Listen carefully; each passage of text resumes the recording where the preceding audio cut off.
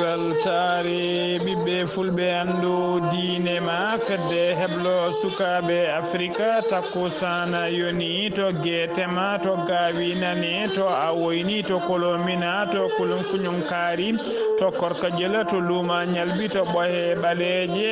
to radio tata Cheikh Oumar to radio liggey to radio tare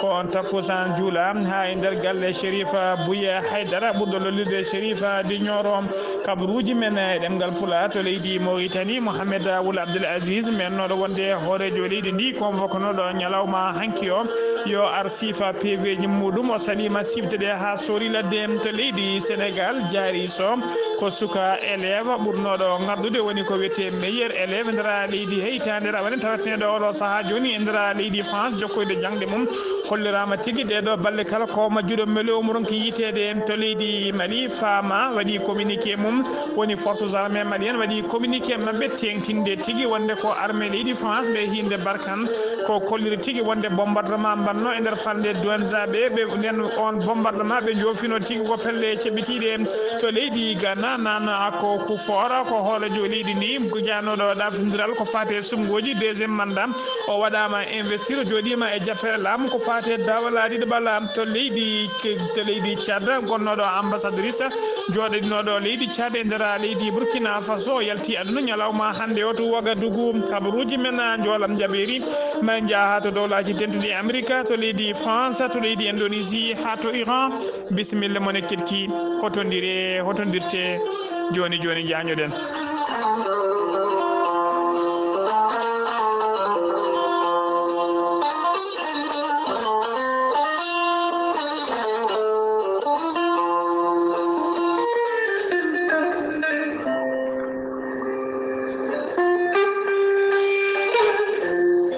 ceerno jibisi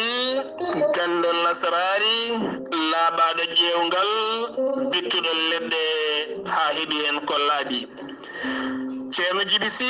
safriyenke ngana ñabbuji cuuɗiɗi e nder ɓalli omo jogui leɗɗe ɗe ganduɗa ene safra hen banggue kene wona sappo e tati rafi won hen leɗɗe kadi ene safra ha sappo e jeenayi rafi ceerno jibisi ene jogui usula omo jogui pegge ndenka e kisal omo jogui siroji wonande ɗe yimɓe kutorto beele kadi mbawa hebde hen cellal mumen ceerno jibisi ene yawrani debbo donkuɗo ɓesnude ko nonne kadi neɗɗo gonduɗo yoga e ñabbuji teskiniɗi sa jokkodire ceerno jibisi ma heeɓe hen ko ɓuuri labde ceerno jibisi ene andina yimɓeɓe kala omo humpiti listihar kala ɗo gonɗa sa jokkodire makko mawo ƴewane ha wayno comme onon gurdino gurdam juɗɗam e kala saɗa haalnamo goƴaji maɗa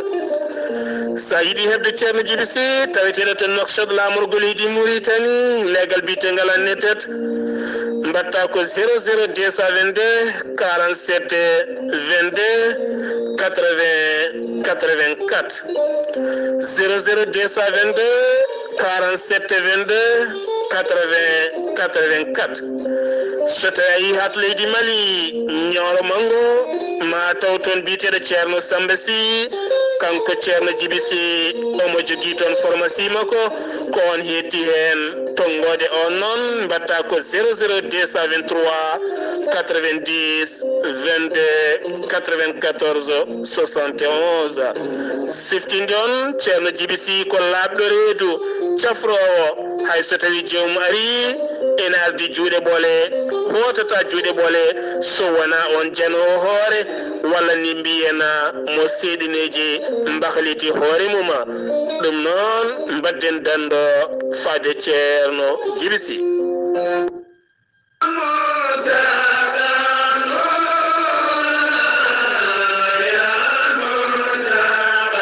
daara moderne bonnuru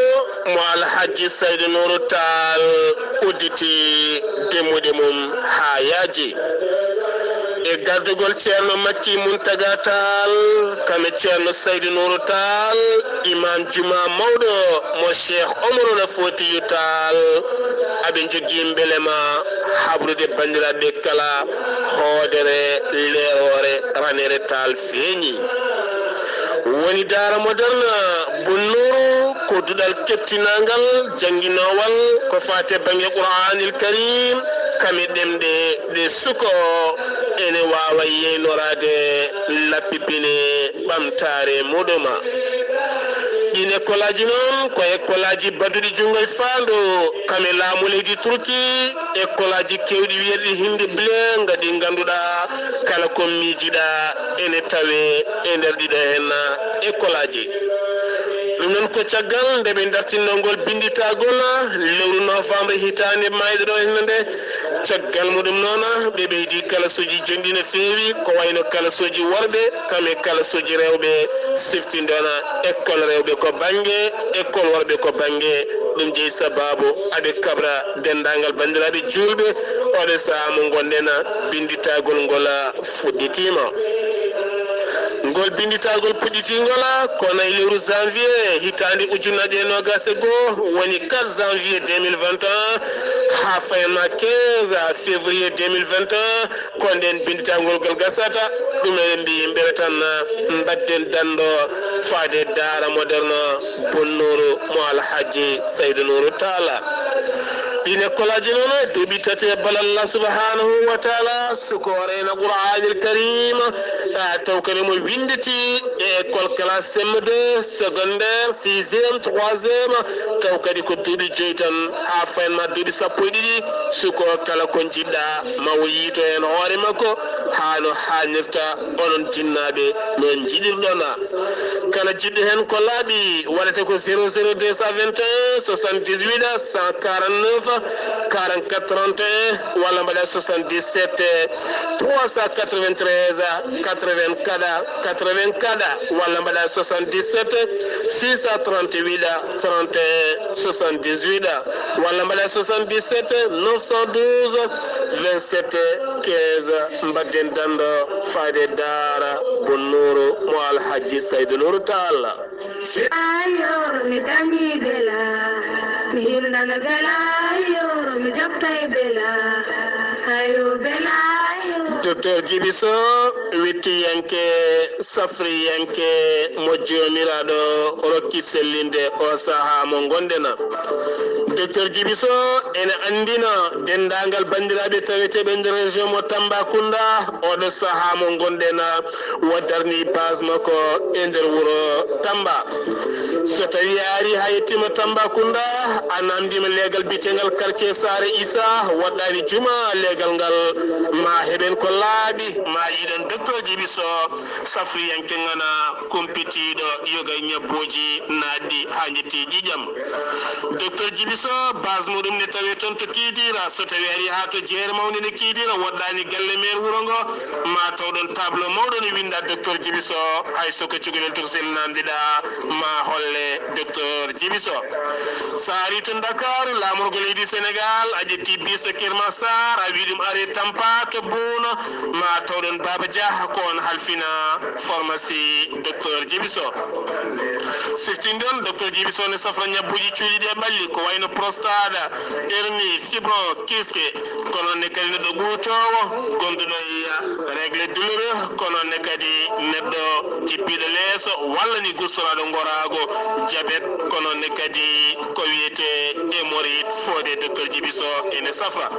sa yiɗi hedde hen ko laaɓi mbatta ko 00 221 77 244 92 81 walla mbaɗa 78 353 28 92 walla mbaɗa 77 924 16 81 so tawi noon ko numéro makko WhatsApp leydi Mali mbatta ko 00 223 70 85 72 47 mbadden dando faade docteur Djiby Sow kettude kaɓuruji mon e demgal pulaar Afrique, Asie, Europe, Amérique, Moyen-Orient, Océanie. jam nyalle mon musibbe tedduɓe eɗen gone mawde jeetati lewru siilo hitande ujunnaaji ɗiɗi e nogas e goo kabaruji men e ɗemgal pular e sawta he ko musidɗo mon sehil mon Ghali Abouba to karallagal to ko miñi men sehil men Saydou Abouba ko adi kabaruji men noon batake tintinde e duwanade dendagal ɓesgu likseɓe naɓe cilon dendagal ɓesgu likseɓe naɓe guijilon naɓe e dabiye naɓe jaltugol aduna biyetenoɗo Ali Kane ɓurnoɗo lollirde Ali Bousse wondude e biyeteɗo ko biyetenoɗo Abou Mignala Gakou kamɓe ɗiɗo kala koto guijilon ɓe jalti aduna hono Mohamed Ali Siley Kane to likseɓe gorgola e ɗaha Ali Siley Kane to likseɓe gorgola jinda Ali Kane to Nouakchott e Mansour Gakou to Nouakchott Abdoulaye Sarr to Dakar Kali Abouba to Nouadhibou hono Amadou Dia Pullo e to e Lega e Ceerno Habousa Diallo to Kidira e dendagal jayde weltare ɓiɓɓe fulɓe andu diine ma e weltare TV fof eɗen denta eɗen duwono dendagal ɓesgu dabiye naɓe likseɓe naɓe e guijilon naɓe kala ne mbiya yo Allah yurmoɓe yafoɓe harnaɓe aljanna kamɓe e dendagal mayɓe julɓe kala kabaruji men e ɗemgal pular hono no mbirɗen e gardiɗi kabaruji men koto leydi Mauritanie pudorɗen gendarmerie halfinaɓe ko fate nden ka e kisal keeri leydi ndi ɓe pawi juuɗe mabɓe e sagata koddowa naaj goto ɓe tawe makko noon 33 kilogramme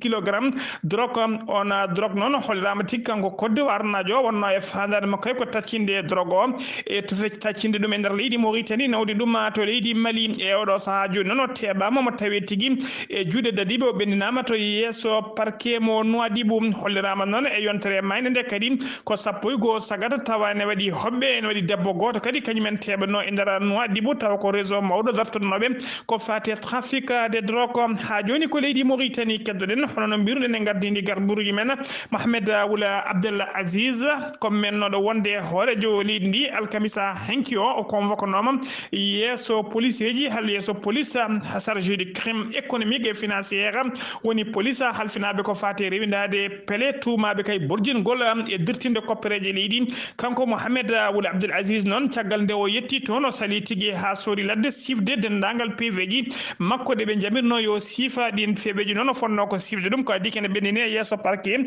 kanko noon o sali ɗum ha sori ladde o salima sifde de noon tawa kadi ala ko haɗimo sifde ɗiɗon PV ji so wona wiide kay e kala saaha wonde e oɗo saaha joni omo jogui ko wiyete ko jogui ko wiyete inimmunité ɗum noon so tawi ko omo jogui on inimmunité o holliri tigui wonde on cour de justice ala hattani wawde ñawdemo kadi koye on ko ɗum o tebti guila kay sugoji ɗi fuɗɗi faade oɗo saaha joni kala nde o nodda ko ɗum saabi o salo tigui jabade yoga e namde ɗeɓe namdotomo ha joni ko leydi Mauritanie keddoɗen e nder leydi eɗen leydi Mauritanie teskama noon e nder yontere wotere hollirama tigui fodde 50 neɗɗo e nder yontere wotere wasi pittali men taw ko mboroso coronavirus yooɓi ɗumen e nder nden yontere wotere kadi hollirama ko ujunere 90 e jeeɗiɗo neɗɗo fiɗama mboroso coronavirus ɗum ɗon ko tugguiñere nogas jiiɗiɗi décembre ha yetti nayya lewru janvier 2021 hono no holliri kay ministére de la santé ɓe kolliri kadi wonde ko temedde jeenayyi e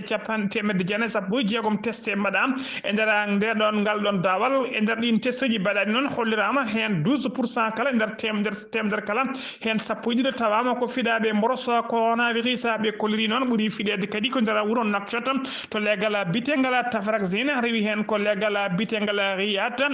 Teyaret legal Tafraxine ɓuuri fiɗede rewi hen ko Teyaret rewi hen ko legal bitegal Arafat saabu ɓe kolliri e nder leɗoɗe tati fodde temedde joyyi capanɗe joyyi jeetati neɗɗo ko fiɗa e nder ɗeɗon leyɗe e nder yontere wotere ha joni kabaruji men e ɗemgal pular to leydi Mauritanie Nazirou Oula Ahmed ko jagoɗɗo leydi ndi kalfinaɗo ko fate cellal aade o holliri tigui wonde gendi Mauritanie fuɗɗoto ko fate vaccination ji muɗum woni ñakku muɗum haɓade mboroso coronavirus koye nder mayirɗe lewru mars 2021 o holliri noon ma idito ñakkede noon ko ɓeɗon taw ko yimɓe ɓe cellani wonduɓe rafiji chronique ko wayno wonduɓe diabète tension wonduɓe asthme insuffisance rénale e rafiji goɗɗi baɗi noon yantude e nayeɓe leydi ndi wondude kadi e ɓeɗon ɓe safroɓe gollotoɓe cuuɗi cafrirɗi rewa hen armé leydi ndi ko adi kay ko citoyen lambda ene wawa vaccinede e nder leydi he o holliri noon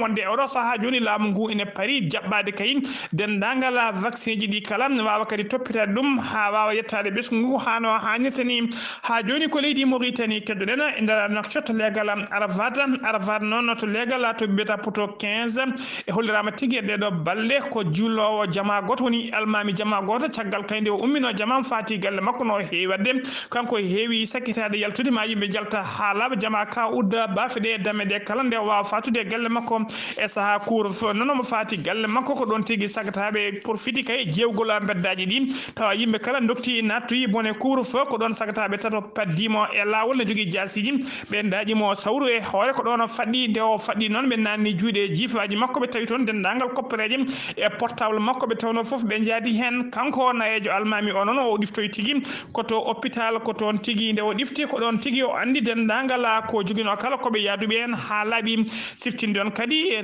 hitande ramane nde to en garda ɗon leegal bitegal arafat ko almami juma kadi waɗano agressé en 2008 kadi e leegal ilmina ko almami juma toon kadi fittande mum yoɓano ha joni kabaruji men e ɗemgal pular sen umima to leydi Mauritanie koto leydi Sénégal paden to leydi Sénégal jaari so ko pullo ko kañuma wonno meilleur élève woni élève ɓurɗo gardude ɓurɗo forde e nder leydi Sénégal kanko noon caggal nde o hemno guel ɗon kaygal kayde o hemde o teskano ɗum tigui o tawnoɗo saaha joni koto leydi France gam yidde jokkoyde jangde makko to leydi France jokkoyde jangde makko scientifique taw kadi koto lycée mawɗo biyeteɗo lycée Louis le Grand to Paris jaari so noon kene wona joni yontere hollirama tigui ko majjuɗo mele woni porteur d'histoire e nder Paris ko donkude yitede guila nden noon ala biɗo yimo ala biɗo kadi nanimo disparition makko noon woni tigui ndeɗona majjere noon ene wonani laamu leydi Sénégal fayre mawde ne feewi ko noon kadi ene wonani ɓesgu makko e yiɗɓe makko e yaadi makko kala fayre mawde ne feewi alkamisa hanki noon jamma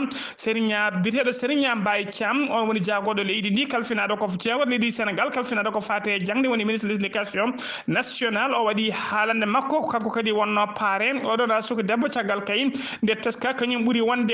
élève ɓurɗo gardude o waɗi haalande makko noon tengtinde tigui ndeɗona majjere e hollude kadi wonde e oɗo saaha joni laamu leydi Sénégal nana darino doole mum ponnoon liggodira e laamu leydi France ha wawa yitede hano hannitini hollirama noon Macky Sall hoorejo leydi ndi ɗokki yamirore faade consul général e faade ambassadeur joɗniɗo leydi Sénégal to Paris kala kala mbawa darande doole mum ponno ha jaari so wawa yitede ko ɓuuri yawde e yaccade ha joni ko leydi Sénégal keddoɗen rafi gertode tawa kadi walla rafi guertoje e dendagal ndiwri koɓe mbiyata grippe aviaire tawe oɗo saaha joni e nder leydi Sénégal rafi o noon fuɗɗi feñde koto Thiès noon hollirama tigui mboros o komo hinde H5N1 ko noon tigui woni jiyelgal makko rafi o noon teskama tigui ko ñaɗɗo no feewi e oɗo saaha joni noon fodde 50 ujunere guertogal fuɗɗima warede toon guertoɗe kewɗe kadi tumaɗe kala ko memade ɗen kala walla ko jokkodirnoɗe e ɗeɗon guertoɗe daɓade oɗon grippe aviaire foof ne poti warede e ɗeɗo balle foof noon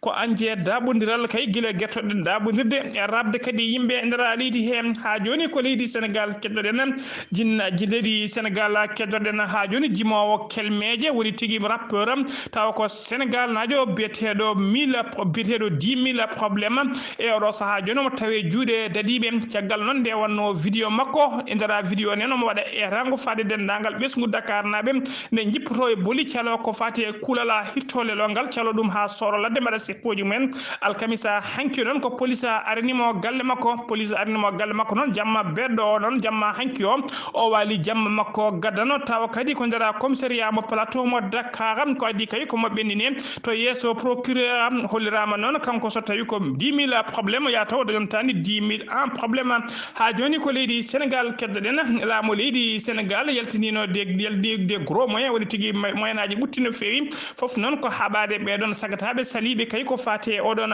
couvre feu woni kuulal hirtole lo baɗangal e nder région ngaji ɗiɗi tawteɗe nder leydi Sénégal woni région de Dakar e région mo Thiès hollirama noon e nder Dakar ko ujunere temedde jeenayyi e dadiɗo hakkude police e gendarme kañumen tigui woni ko cara e wuuro he tawa kadi ɓe kutoro 51 werla woni otoji militaire e nder Dakar e nder boli Dakar so tawi noon ko légion ouest gendarmerie ɓen noon gaddi ko temedde joyi e jeetato gendarme hen temetere sappo e ɗiɗo ko compagnie mo Dakar capanɗe jeetato heddiɓe ɓe noon ummi koto Rufisque ma escadron kadi escadron ngaji 4 gendarmerie escadron hen kala ma addu capanɗe jeeɗiɗi e joyi gendarme tawa kadi koɓe hinde LGI woni tigui légion gendarmerie d'intervention fof sorinti hawra ujunnaji jeetati e temedde jeetato gendarme nana cara e oɗo saaha joni indira buli Dakar ko ɓe hollirama noon policier ji kewɗi kadi fodde ujunere temedere policier e oɗo saaha joni nana sara e ndera Dakar so yanti noon e mabɓe foof hawra ujunere temedde jeenayi o dadiɗo e hinde police e militaire foof noon nana cara ndera Dakar koye mbadi kay haɓade ɓeɗon sagataɓe waɗoɓe seppoji mumen e kala saaha hollirde ko fate calogol mumen oɗon ngal ɗon kuulala hirtolello état d'urgence jiɗɗo waɗede nder Dakar ha to Thiès foof ha to Saint-Louis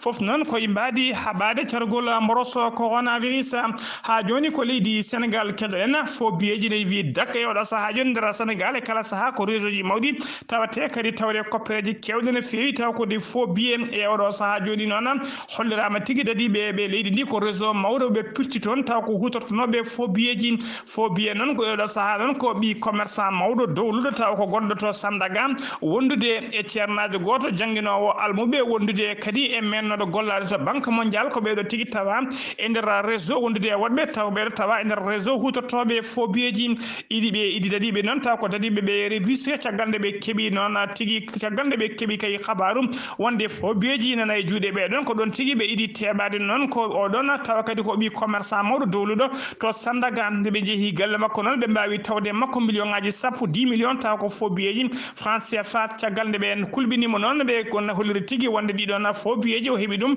koye sehil ceerno makko goto kañum tottimo ɗiɗon koppereje caggal nde ɓe jeehi to ceerno o noon ceerno o e hoore mum ɓe tawi muɗum kaɓɓe kewɗe million ngaji kewɗi taw ko faux billet ɓe ndewi losgoji mabɓe kadi haaɓe mbawi teɓade yimɓe tato woɗɓe dendagal koppereje ɗeɓe keptiɗe kala e oɗo saaha joni hollirama ko 40 millions taw foof ko faux billet kamɓe kala noon e oɗo saaha joni ɓe tawi tigui e juuɗe dadiɓe ɓe commissariat mo revise ɓe paadi visage mabɓe faade kasoji mawɗi ha joni kabaruji men e ɗemgal pular to leydi Sénégal Abdoulaye Diouf Sarr ko jagoɗo leydi ndi kalfinaɗo ko fate cellalade kanko e gollediɓe makko ɓe mbaɗino ɓe kewi wadde kala subaka so wadde bilan ko fate mboroso coronavirus ɓe kolori tigui nder waktuji nogas e nayyi cakkitiɗɗi ko ujunnaji ɗiɗi temedde capanɗe jeeɗiɗo holkiso waɗa tumanoɓe ko fiɗaɓe coronavirus e nder holkiso he noon hen temedde ɗiɗi e capanɗe jeenayyi e jeegom tawama ñalawma hande o ko fiɗaɓe mboroso covid sappo e jeenayyi ɓe kolori noon ɓen fiɗaɓe hen temedere capanɗe joyyi e nayyi ko contact suivi temedere capanɗe nayyi e ɗiɗi ko cas communautaire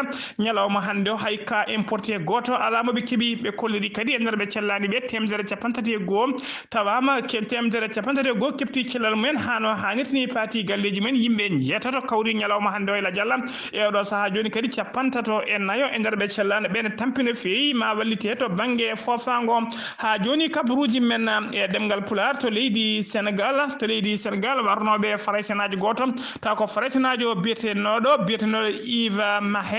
Yves Mahé noon warno tigui koto Saly oɗo saaha joni noon laamu ngu holliri dendagal tumaɓe juuɗe mumen e moddi e wargo ko kala kamɓe kala ɓe teɓama noon idi ɓe teɓama noon tawa kadi kamɓe kala ɓe teeɓa koto France ko brigade ɓe teeɓa koto Dakar ko brigade gendarmerie mo mariste kañum teeɓiɓe ɓe yi hen goto noon idiɗo nangue ɗon nanga tigui kene woni e nder werla tawa werla o ne winda à vendre on werla ɗon nde teeɓa waɗa losgoji tawa tigui werla mo joguiɗo bindaɗo à vendre woni gonɗo e yeyede ko werla oɗon faraysenaji moɓe joɓino fittane mum biteɗo wiyetenoɗo Yves Mas caggal nde losgoji mbaɗa hen ko ɗon tigui jeeɗiɗo woɗɓe teeɓa e oɗo saaha joni kamɓe jeeɗiɗo kala eɓe tawi juuɗe daddiɓe ɓe tawi juuɗe kamɓe foof ɓe teeɓa ɓe gartanama e juuɗe gendarmerie mo Saly nana jokki losgoji mum so gayni e losgoji mum wattaɓe e juuɗe parquet ha joni kabaruji men e ɗemgal pular seno mima to leydi Sénégal koto leydi Mali paɗen to leydi Mali jagoɗɗo leydi ndi kalfinaɗo ko fate en nden ka e kisal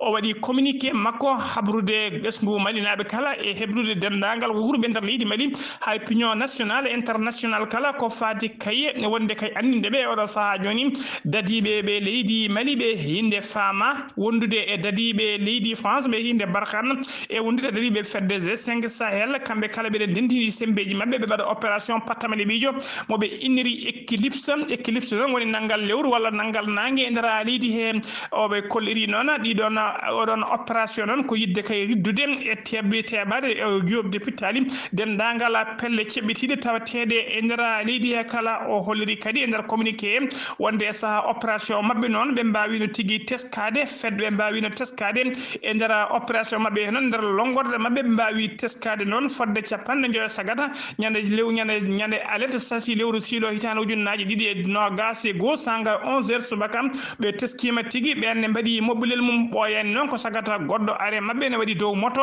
tawa kadi ne jokiti ɓeɓe civa ɓen ha ɓooyi kadi ko ɗon oto goto werlamo hinde pick-up ari ɓe kolli noon sanga 13h woni 1h ñalawma yimɓe sanga 1h ñalawma yimɓe taw ko yimɓe jeeyaɓe e katiba serment woni tigui pelle ceɓɓitiɗe kañumenne mbaɗi moɓodil mumen arbitre kadi tawne ɓorni hono ɗiɗon tiniji ɗon kadi mbawi wadde moɓodir haɓe mbaɗi no annama pelle tati dente tati koɗɗon noon ɓe mbawi noddude dadiɓe taw koɓe hinde leydi France ɓe hinde Barkhane mbawi noddede gaari hélicoptère avion men ɓe hinde avion Mirage 2000 taw ko avion de guerre ko on avion noon wawi jorde ɓen pettoje sanga 17 wawi jorde ɓen pettoje doore mabɓe pettoje noon ɓe koliri tigui sanga 17h woni 5h kiiri ko groupe taw kadi ko groupe yimɓe jeeyaɓe e wuuro ngo wondude e yimɓe taw kadi ko pelle ceɓitiɗe kañumen gaari e dow motoji gaari e dow motoji e dow autoji mumen ene gaari wirnude dendagal waraɓe hen kadi ne corta e kala saaha gañiɓe ene mbaɗa ɗumen e dow motoji e dow autoji ene nawa ɗumen to cuuɗi cafriɗi e nokkuji ɗi jiida ɓe ɗum noon ko oɗon communiqué noon ko yidde tengtinde tan amma leydi France e oɗo saaha kala koɓe deñoɓe haydarala koɓe kalno e oɗon bombardement mo leydi France mo dariɓe leydi France mo hinde Barkhane mbanno e yimɓe tawa koye falde wuuro Douanza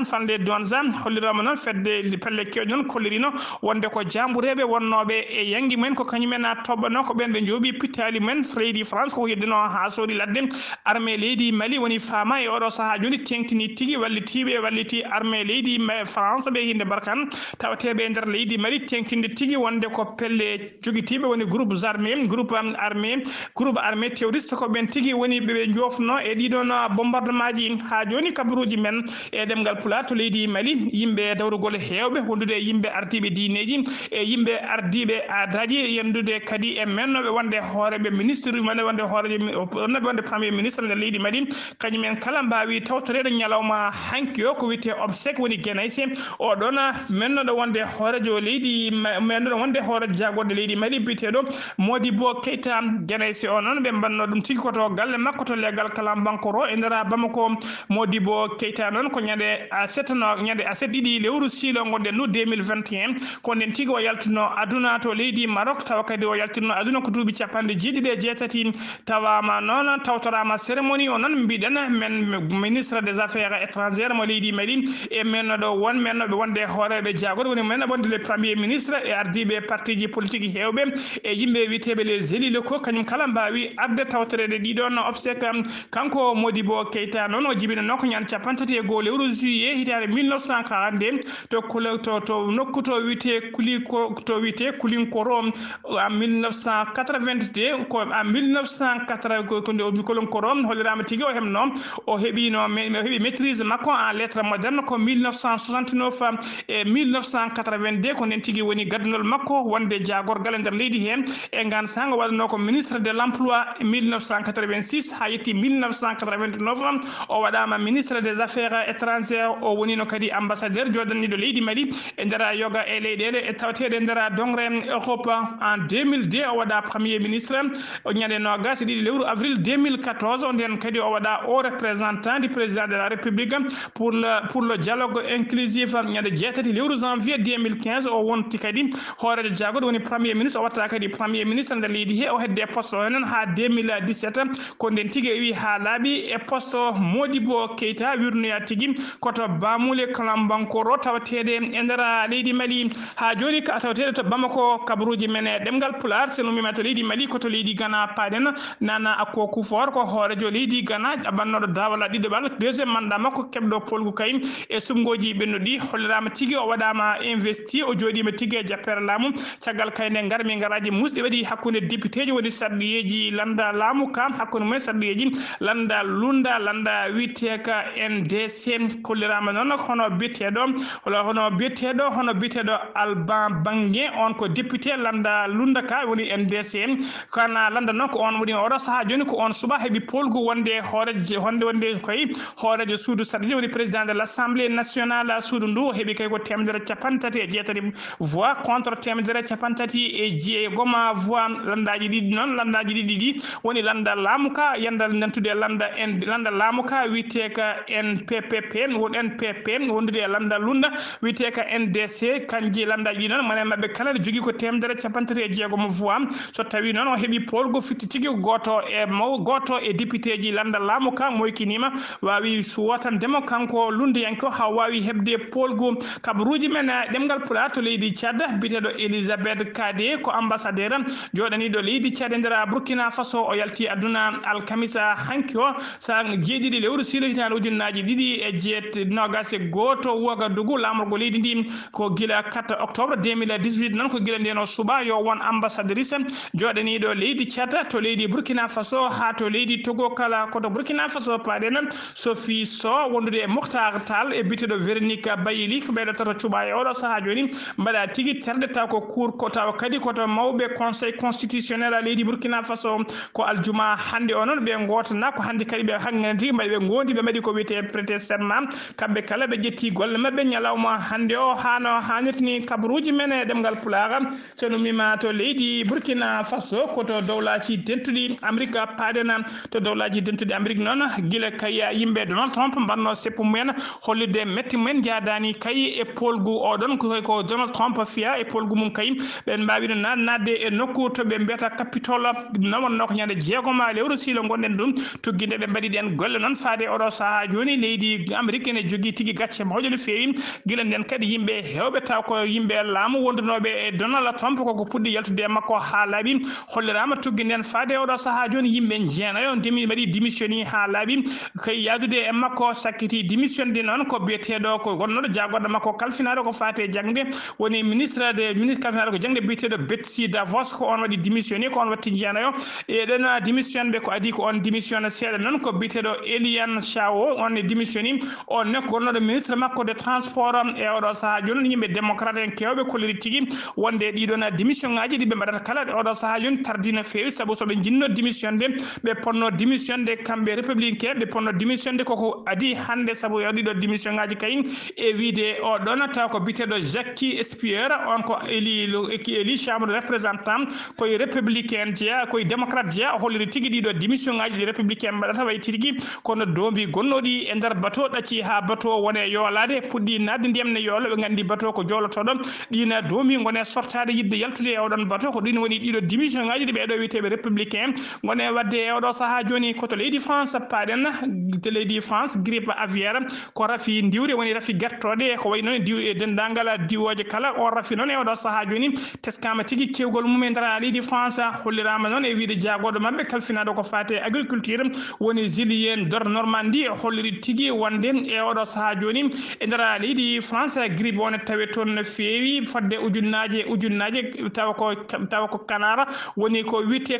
tawi ko canard woni kankaleje fuɗɗima warede toon taw ko tawade kay gondude e oɗo brosso biyeteɗo grippe aviaire o waɗi erango noon faade laamu ngu no dartone dole mum ponno haaɓe mbawa kay falade oɗo brosso kulɓiniɗo no fewi koto leydi Iran paɗen mawɗo diine leydi Iran biyeteɗo Layatullah Ali Khomeini o holliri tigui wonde leydi makko jogorani jabde vaccination ngaji ko fate coronavirus ummide to dowlati dondude Amérique walla ummide to leydi Bretagne mbawa nadde e nder leydi makko o holliri noon e oɗo saaha joni ko ɓuuri raɓɓidde ko tan ko hoolaki Amérique haydara o hoolaki kadi ɗiɗon vaccination ngaji saabu kay so tawi Amérique gonga tigui yiiti ko wiyete Pfizer ko gonga yiiti vaccin ji kolko haariɓe ɓe vaccinta Amérique naaɓe saabu o holliri e nder waktuji capanɗe nayyi e jeetati ɓenno ɗi fodde ujunnaje nayyi neɗɗo maayi e nder dowlaji dentuɗe Amérique taw ko mboroso coronavirus yooɓi ɗum so tawi noon ko gonga ɓe keeɓi vaccin yoɓe vaccine ɓesguji mabɓe ha natta hebde ɗiɗon rafiji ɓeɓe mbawa addude ɗiɗon vaccination ngaji e nder leydi mabɓe to leydi Indonésie paɗen Aboubacar Bachir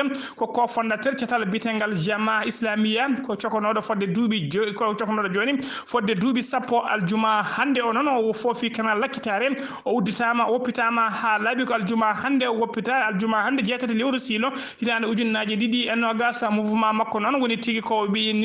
inniri catal bitegal Jama al Islamia dowlaji dentuɗe Amérique hollir tigui ngal ɗon catal ko catal pelle ceɓitiɗe ko terroriste en saabu en 2002 ko kamɓe mbanno jangu mabɓe e nokku to wiyete Bali haaɓe jooɓi toon pittali yimɓe temeɗɗiɗi e yimɓe ɗiɗo musidɓe tedduɓe gasi ha laaɓi ɗum ɗo wonno ko tonguɗen kabaruji men men e ɗemgal Pulaar ɗo e haalirde he ko musidɗo mon silmona Ghali Abouba to karallagal to ko musidɗo men sey men Saydou Abouba ketti malaki jam Allah jogom jogon